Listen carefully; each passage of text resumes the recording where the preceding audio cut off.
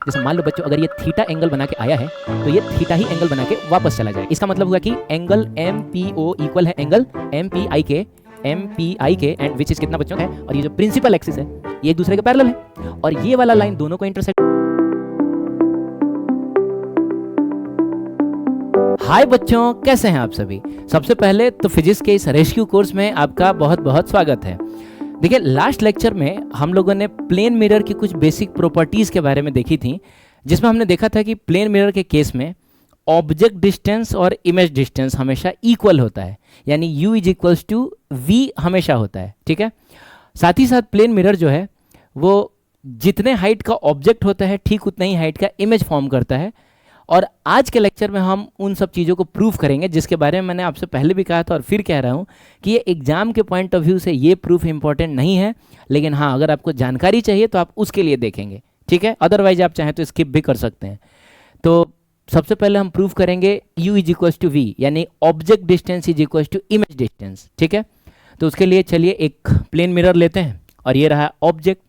अब हम एक रे भेजते हैं, फिर नॉर्मल ड्रॉ करेंगे और जितना एंगल बना के ये आया है, जैसे मान लो बच्चों अगर ये थीटा एंगल बना के आया है तो ये थीटा ही एंगल बना के वापस चला जाएगा। Is it clear.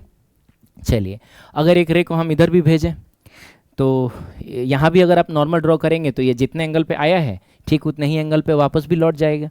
ठीक है, अब इसमें इमेज कहाँ है, तो ये जानने के लिए हम इन दो रेस को पीछे की तरफ एक्सटेंड करेंगे और वहाँ पे आपका इमेज बनेगा। जानते हैं ये सारी बातें आप। अब देखो क्या है ना यार, कि हमको प्रूफ करना है कि यहाँ से लेकर यहाँ तक का डिस्टेंस और यहाँ से लेकर यहाँ तक का डिस्टेंस सेम होता है। ठीक है, तो उसके लिए काम करते हैं, हम ना इस पॉइंट को कुछ नाम देते हैं m और इस पॉइंट को नाम देते हैं कुछ p। ठीक है, और दो ट्रायंगल्स पे हम फोकस करेंगे। देखिए, एक ट्रायंगल ये रहेगा, ये वाला ट्रायंगल, ध्यान से देखो बच्चों, ये वाला ट्रायंगल, और एक ट्रायंगल रहेगा ये वाला। कौन सा, तो ये वाला, ये देखना है, ये वाला। सही है, यानी हम बात कर रहे हैं इन ट्रायंगल, कौन सा बताओ, क्या नाम है इसका, OMP and triangle IM and P। सही है, अब करना ये है ना कि इन दोनों ट्रायंगल्स को कॉन्ग्रुएंट कराना है, तो इसके लिए आपको एंगल्स वगैरह ढूंढने पड़ेंगे। ठीक है, तो चलिए काम करते हैं, हम सारे एंगल्स फाइंड आउट करते हैं। सबसे पहले ये बताना है कि अगर ये एंगल थीटा है तो ये वाला एंगल भी तो थीटा ही होगा ना, क्योंकि ध्यान से देखो तो यहाँ जेड बन रहा है, ये देखो ये रहा, ऐसा जेड टाइप का बन रहा है। और आप जानते हैं कि जब ऐसे जेड बनता है तो ये वाला एंगल और ये वाला एंगल सेम होता है। कौन सा एंगल है ये, तो इसको बोला जाता है ऑल्टरनेट इंटीरियर एंगल, हिंदी में इसको अंतः एकांतर कोण कहते हैं। ठीक है, चलिए, अच्छा एक बात और है, अगर ये वाला एंगल थीटा है तो फिर ये वाला एंगल भी थीटा होगा। ये क्यों थीटा होगा भाई, क्योंकि जब भी दो लाइंस पैरेलल होती हैं और एक लाइन इन दोनों को इंटरसेक्ट करता है तो जितना एंगल ये होता है ठीक उतना ही एंगल ये भी होता है। कॉरस्पॉन्डिंग एंगल कहते हैं हम इसको। तो यहाँ पर भी आप देखें तो ये जो नॉर्मल है और ये जो प्रिंसिपल एक्सिस है ये एक दूसरे के पैरेलल है, और ये वाला लाइन दोनों को इंटरसेक्ट कर रहा है, तो जितना एंगल ये बना उतना ही एंगल ये बना।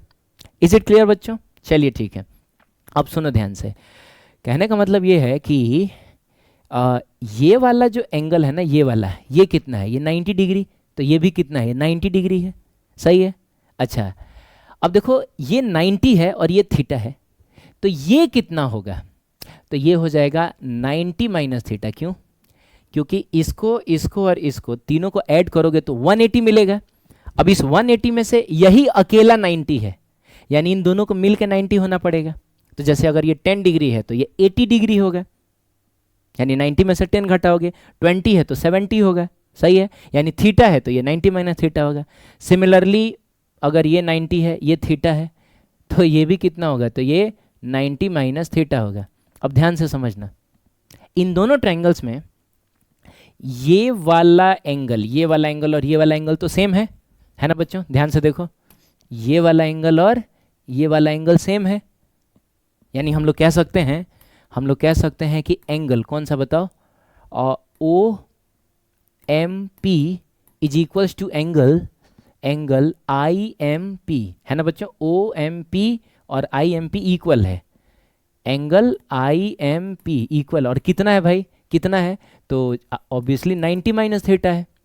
ठीक है, उसके बाद ये वाला जो साइड है वो दोनों ट्रायंगल में कॉमन है, यानी दोनों ट्रायंगल में M P is equals to M P है, और क्या है बच्चों, तो ये है कॉमन, ये क्या है, कॉमन है, सही है।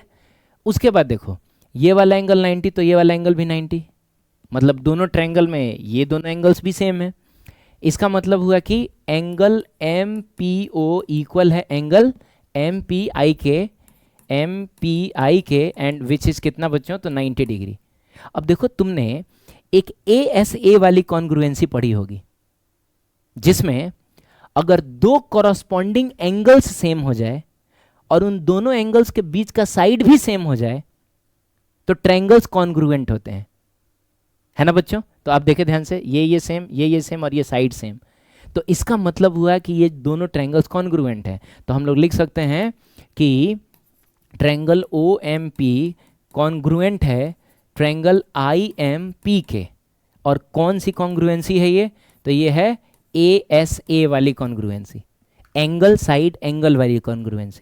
और आप जानते हैं कि दो ट्रायंगल्स अगर कॉन्ग्रुएंट हो जाए तो उनकी सारी चीजें सेम होती हैं। इसका मतलब हुआ कि तब ये वाला लेंथ और ये वाला लेंथ भी सेम होगा, इवन ये वाला लेंथ और ये वाला लेंथ भी सेम होगा। तो हमको तो मतलब बस इससे और इससे है ना बच्चों। तो हम लिख सकते हैं कि P O will be equal to P I. और बताइए ये पी ओ क्या है, यहाँ से लेकर यहाँ तक का डिस्टेंस क्या है, तो ये तो u है, और यहाँ से लेकर यहाँ तक का डिस्टेंस क्या है, ये तो v है। इसका मतलब हुआ कि इससे प्रूफ हो जाता है कि u is equals to v, है ना बच्चों। तो ये 9th क्लास के कॉन्सेप्ट का इसमें इस्तेमाल हुआ है।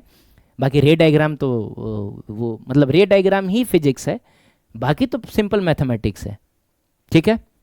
तो आशा करता हूँ आपको समझ में आया होगा, क्लियर है, नहीं आया होगा तो फिर से देख लेना, है ना बच्चों। ठीक है, चलते हैं हम अगले प्रूफ की तरफ, जो कि है H O is equals to H I, ठीक है। यानी कि हाइट ऑफ ऑब्जेक्ट और हाइट ऑफ इमेज भी बराबर होता है, उसका प्रूफ देख लेते हैं। तो मान लो बच्चों मिरर के सामने ये कोई ऑब्जेक्ट है, ए से लेकर बी तक, समझो ना कोई आदमी है, ए फॉर एडी, एडी नीचे वाला हिस्सा, बी फॉर बाल समझ लो, एडी से लेकर बाल तक, ठीक है। अब हमको इसका इमेज बनाना है, तो यार हम ना पूरे ऑब्जेक्ट का इमेज नहीं बनाएंगे, और ये हम हमेशा करेंगे। हम स्फेरिकल मिरर भी पढ़ेंगे तो हम यही काम करेंगे। हम इमेज बनाएंगे बस इस वाले हिस्से का, यानी बी का इमेज बनाएंगे, ए का अपने आप बन जाएगा। कैसे बनेगा वो आगे चल के देखेंगे, पहले हम बी का इमेज बनाते हैं। उसके लिए हम बी से एक रे भेजते हैं यहाँ, और ये जितना एंगल बना के आया है, मान लो बच्चों ये थीटा एंगल पे आया है, तो ये थीटा ही एंगल बना के जाएगा, सही है। और एक रे को ना तुम सीधा भेजो, एकदम 90 डिग्री पे भेजो। ये वाला एंगल कितना है, 90 डिग्री। तो आप जानते हैं ना कि 90 डिग्री पे अगर कोई रे टकराता है तो वो उसी रास्ते से वापस लौट आता है, तो उसी रास्ते से वापस लौट गया, ठीक है। अब सवाल है भाई कि बी का इमेज कहाँ होगा, ठीक है, बी का इमेज कहाँ होगा, क्योंकि ये वाली रे और ये वाली रे निकली तो बी से ही थी ना। तो रिफ्लेक्शन के बाद एक रे ये मिला और एक रे ये मिला, तो ये दोनों रेज इधर तो नहीं मिलेंगी, तो इसके लिए आपको इनको पीछे बढ़ाना पड़ेगा। तो वहीं पे बनेगा बी का इमेज, जिसको हम बोलेंगे बी डैश। अब सवाल है ए का इमेज कहाँ बनेगा, तो बच्चों जैसे बी के नीचे यहाँ ए है, तो बी डैश के नीचे यहाँ ए डैश होगा, ठीक है। तो ऐसे हो गया। अब यार हमको प्रूफ करना है कि ये वाला और ये वाला सेम होना चाहिए। तो सेम काम हम करेंगे जो पिछली बार हमने कहा था, किया था। ये वाला ट्रायंगल, ध्यान से देखना बच्चों, ये वाला ट्रायंगल और ये वाला ट्रायंगल, ये वाला ट्रायंगल हमको कॉन्ग्रुएंट करा लेना है। कॉन्ग्रुएंट क्या करा लेना है यार, वो तो शक्ल से ही सेम दिख रहा है, शक्ल से ही लग रहा है कि इसकी सारी चीज़ें उसकी सारी चीज़ों के इक्वल होगा, ठीक है। लेकिन कोई बात नहीं है, थोड़ा सा टाइम पास भी तो जरूरी है ना। चलिए देखते हैं।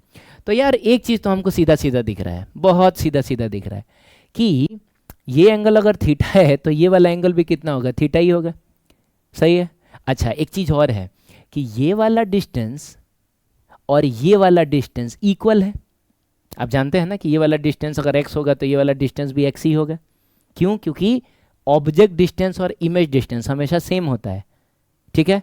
तो कहने का मतलब है कि ये एंगल दोनों में सेम हो गया, फिर ये वाला साइड दोनों में सेम हो गया, और फिर ये वाला एंगल दोनों में सेम हो गया, है ना बच्चों। तो ये देखो ना, एंगल साइड एंगल, यानी ASA कॉन्ग्रुएंसी के थ्रू हम कह सकते हैं कि ये दोनों ट्रायंगल्स सिमिलर हैं।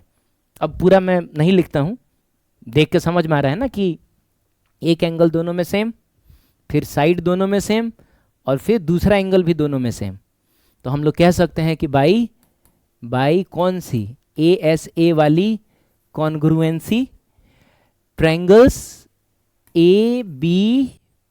अच्छा बच्चों, एक काम करते हैं, इसको हम M नाम दे देते हैं और इसको हम P नाम दे देते हैं, P फॉर पोल, ठीक है। आगे चल के स्फेरिकल मिरर में ये पोल बहुत इंपॉर्टेंट रोल प्ले करने वाला है, ठीक है। तो ABP बिल्कुल कॉन्ग्रुएंट है ट्रायंगल A', B' और किसके, P के, ठीक है। तो इसका मतलब हुआ कि सारी चीज़ें सेम होंगी।